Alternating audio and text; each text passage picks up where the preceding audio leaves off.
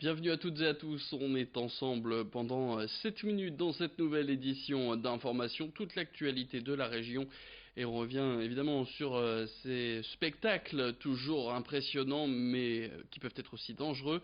Ce sont les grandes marées qui fascinent toujours autant, mais avec les rafales de vent qu'il y a eu ce week-end et encore un peu ce lundi, eh bien la Côte d'Opale a donc été placée en vigilance orange vague et submersion. Une vigilance qui est descendue au niveau jaune ce lundi et il y a eu de nombreux dégâts. Par exemple du côté de Wimereux, des cabines de plage ont dû être retirées en urgence par la ville ou par des particuliers. Des images qui fascinent toujours autant mais qui peuvent aussi faire peur, notamment à ceux qui vivent près de la mer. C'est le cas par exemple de Thibaut Ségard. Il habite lui du côté de Tardingan. Et à chaque épisode de Grande Marée, eh bien, les dunes près de chez lui se creusent un peu plus. Écoutez sa crainte au micro de Morgane Rélan qui l'a rencontré pour nous. On a par endroits plus de 2 mètres de retrait. C'est-à-dire que ça ne se voit pas vraiment physiquement parce qu'en fait la dune est coupée nette. Au pied de dune, vous avez 2 mètres, mais l'eau de la dune n'a pas bougé. Par contre, quand la dune va sécher, la coupe est verticale pour l'instant, mais dès que le sable est sec, le sable s'écoule et la crête tombe. Donc en fait, c'est toujours en deux temps. Quand vous avez des grandes marées, la dune est coupée, on se dit c'est bon, il n'y a que le pied de dune qui est mangé, mais en fait c'est pas ça. La pente est verticale et dès que le sable sèche, le sable s'écoule et c'est le haut de la dune qui tombe. Autre actualité, après l'incendie qui s'est déclaré à l'usine Lubrizol à Rouen la semaine dernière, une partie de la région des Hauts-de-France a donc été survolée par le nuage des fumées du sinistre. Plusieurs communes, notamment dans le Nord et le Pas-de-Calais, auraient été impactées par des retombées de suie. Si la préfecture a multiplié les messages tenant à rassurer la population, avec l'agence régionale de santé et Atmo, chargé lui de surveiller la qualité de l'air, eh bien ils ont recommandé l'application de mesures de précaution, des mesures qui visent à limiter certaines activités agricoles et à restreindre la mise sur le marché de produits d'origine animale et végétale. On fait le point sur ces mesures avec Idil Gunay. Et même si les mesures de la qualité de l'air relevées par Atmo Hauts-de-France restent en deçà des seuils réglementaires, eh bien, des retombées de particules de suie ont tout de même été constatées près de chez nous, surtout en Picardie, mais aussi dans le nord du côté de Douai ou encore dans le Pas-de-Calais à Saint-Paul-sur-Ternoise. D'où ces mesures de précaution. La préfecture et l'agence régionale de santé recommandent donc de ne pas récolter les fruits et légumes et de ne pas commercialiser le lait collecté issu d'élevage dont les vaches étaient en pâture depuis le 26 septembre, ne pas consommer et commercialiser les œufs des poules de plein air produits depuis le 26 septembre, tout comme le miel collecté et les poissons d'élevage. Pour l'heure, tous ces produits doivent être consignés par l'exploitant lui-même jusqu'à l'obtention de garanties sanitaires sur la base de contrôles officiels dont les résultats sont attendus dans les prochains jours. Concernant les potagers et les jardins familiaux, il est recommandé de ne pas consommer les produits souillés. Autre conseil adressé aux particuliers, si vous manipulez des objets souillés, portez des gants.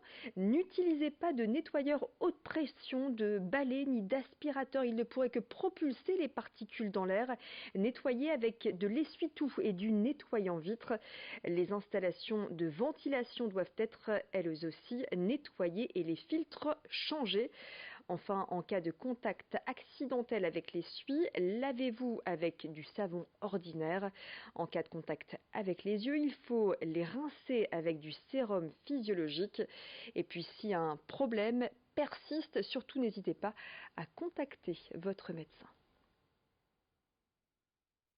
Sans transition aujourd'hui, quand un membre de sa famille est atteint d'une maladie grave comme Alzheimer, eh bien il est possible de prendre un congé spécifique de proche aidant, un congé qui peut aller jusqu'à 3 mois mais qui n'est pas rémunéré. Du coup, eh bien très peu de gens choisissent cette solution, mais en ce moment, eh bien le gouvernement travaille à la promulgation d'une loi qui permettrait aux aidants de se voir verser une indemnité de 40 € net par jour sur cette durée de 3 mois maximum, ce qui pourrait permettre à plusieurs personnes de prendre ce congé de proche aidant et près de 4 millions d'actifs seraient concernés. Aujourd'hui, il existe quelques aménagements pour venir en aide à ces proches aidants, comme des maisons spécialisées où ils rencontrent d'autres aidants et où sont organisés des ateliers formation ou relaxation rien que pour eux. Et c'est là que Rémi Desremeaux a rencontré certaines personnes qui ont fait ce choix de devenir proche aidant et pour qui cette aide pourrait faire changer les choses. Écoutez. 40 € par jour pour arrêter de travailler pendant 3 mois pour aider son proche, c'est même pas pensable. Nos politiques ne sont pas du tout dans la réalité. Ils ne sont pas sur le terrain, ils ne savent pas du tout comment ça se passe d'accompagner un proche au quotidien. C'est du soin, c'est de l'humanité, c'est des loisirs, c'est pour soi-même de la sérénité, du bien, du bonheur. On ne devrait pas toujours avoir à la main son porte-monnaie, de devoir vider ses capitaux qui nous ont servi, nos parents, nos proches, toute leur vie de travailler. Mais avec 40 €, je suis désolée, je n'ai même pas à être désolée, non. Et puis un autre coup de gueule, celui du maire de Don. Depuis plus d'une semaine, près de 70 caravanes de gens du voyage sont installées sur le terrain de foot de la commune. Une situation qui s'est déjà présentée par le passé et qui pousse à bout le maire. Lors de leur première venue, entre factures d'électricité et d'eau, les réparations à faire sur la pelouse, la municipalité en avait eu pour près de 10 000 € de factures. Un bilan qui pourrait être encore plus lourd cette fois puisque les caravanes n'ont prévu de partir que vers le 15 octobre. Le maire de Don qui pointe aussi du doigt les communes de plus de 5000 habitants qui ne respectent pas la loi, qui n'ont pas d'aire d'accueil des gens du voyage, comme les oblige la loi Besson. Le coup de gueule d'André-Luc Dubois, le maire de Don, c'est tout de suite. Je pense, on a fait un peu l'estimation. Aujourd'hui, au mois d'août, on avait estimé une économie de 7 000 € sur la commune, sur le fonctionnement. Ces 7 000 €, il faut bien le savoir, ces 7 000 € vont être balayés sur les 15 jours là, qui vont suivre. Ce sont les petites communes qui trinquent parce que nous, on n'a pas les moyens de mettre de grands aménagements pour interdire l'accès.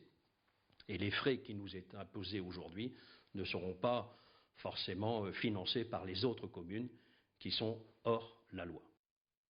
Et c'est la fin de cette édition. Merci à tous de l'avoir suivi. Tout de suite la météo et le retour de l'actu, c'est dans le prochain quart d'heure.